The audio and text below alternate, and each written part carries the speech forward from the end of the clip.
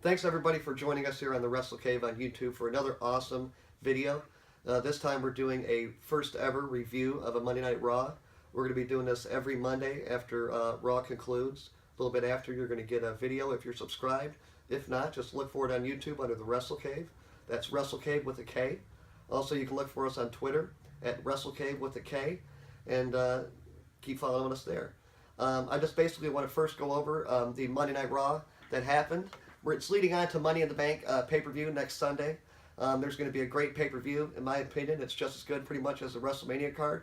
You got a lot of talents that were hurt, main event talents that were hurt at WrestleMania, and now they've returned to fight in the summer here at Money in the Bank, and it's shaping up to be a great pay-per-view. If anybody has watched WWE programming since WrestleMania, they've been kind of basically shifted in neutral.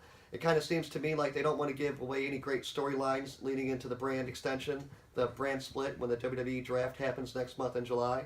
They're just giving you a lot of great in-ring talents showing off their work. A lot of new guys like the Vaudevillains, Enzo and Cass, Apollo Crews, Sami Zayn, a lot of great young competitors. Started out Monday Night Raw Monday Night Raw started out this time with all 6 members involved in the Money in the Bank ladder match. All 6 guys were up on giant ladders inside the ring, and that included Sami Zayn, Kevin Owens, Alberto Del Rio, Dean Ambrose, Chris Jericho, and also Cesaro. All guys were in the ring, and they were bickering and battering on who was going to win the matchup, who was going to grab the briefcase at Money in the Bank and be the next #1 contender. And then out of nowhere, Teddy Long comes out onto the Raw stage. That's right, Teddy Long, holla holla holla, back from WWE SmackDown programming 10 years ago, the former general manager. He came out and threw his hat in, and to see who was going to be the next general manager of Raw or SmackDown, he said he wants to be involved. And then he announced that all 6 guys would be competing in singles matches on Raw, and that included Chris Jericho versus Cesaro, which was the first matchup. Also, Dean Ambrose versus Kevin Owens, and then also Sami Zayn versus Alberto Del Rio. Again, the first matchup was Chris Jericho and Cesaro, and Cesaro did win with the sharpshooter. Was a great in-ring matchup. Next, what happened, they basically showed a video of Seth Rollins, his road to recovery, also some highlights of his career accomplishments, getting ready for next Sunday's main event for the WWE World Heavyweight Championship between Seth Rollins and Roman Reigns. The match that we never got to see in 2015, we finally get to see in 2016. So they are basically just trying to, promote the hell out of this match. It's going to be a great matchup at WWE Money in the Bank, a WrestleMania quality main event, in my opinion. Also, then Rusev came out to the ring, and he ended up fighting Jack Swagger. And Rusev and Jack Swagger were fighting outside the ring, and Rusev actually got back into the ring. He actually did win by countout. And then Swagger and Rusev started to fight once again outside the ring. That's where Titus O'Neil jumped in, and Titus O'Neil and Jack Swagger beat up Rusev for a little bit. And it looks like now there's actually going to be a matchup for the United States Championship next weekend at Money in the Bank between Titus O'Neil and Rusev for the U.S. title. Should be a good, powerful matchup. Next, after that, Cena came out and he called out AJ and the Club. And Cena, if anybody didn't get a chance to see last week's Raw, Cena took a beatdown from the Club. Cena and AJ Styles went face-to-face last Monday night on Raw, and then the Club came in, and it looked like AJ and Cena were actually going to fight Gallows and Anderson, and then out of nowhere, AJ just cold-clocked John Cena, and then all 3 of the guys basically beat the hell out of John Cena, and that was John Cena's return on Memorial Day.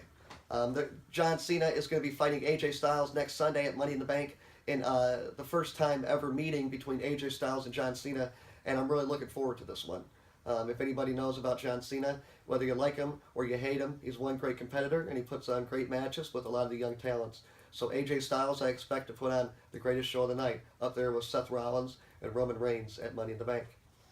Next, after that, Enzo and Big Cass came out. Enzo did go ahead and did his usual spiel about the injury that he took a month ago in the ring, where he got knocked out, and he did pass the concussion test, so he did come back a couple weeks ago. But he came out and Enzo and Cass fought the Vaudevillains, and halfway through the match, it looked like Enzo and Big Cass were going to win the matchup, and Big Cass just lost his cool, basically started beating the hell out of the Vaudevillains, and got Enzo and Big Cass disqualified. So the Vaudevillains did win that matchup.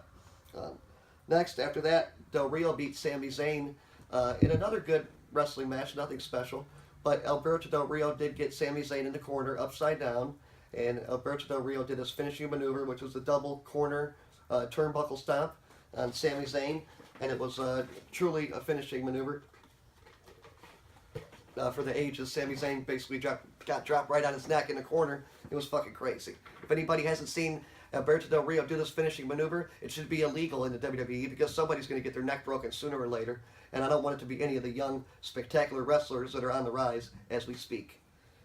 Next, as you go along, they had a video this time of Roman Reigns' career and his career accomplishments, and leading up to next Sunday's pay-per-view match at Money in the Bank for the WWE World Heavyweight Championship against Seth Rollins.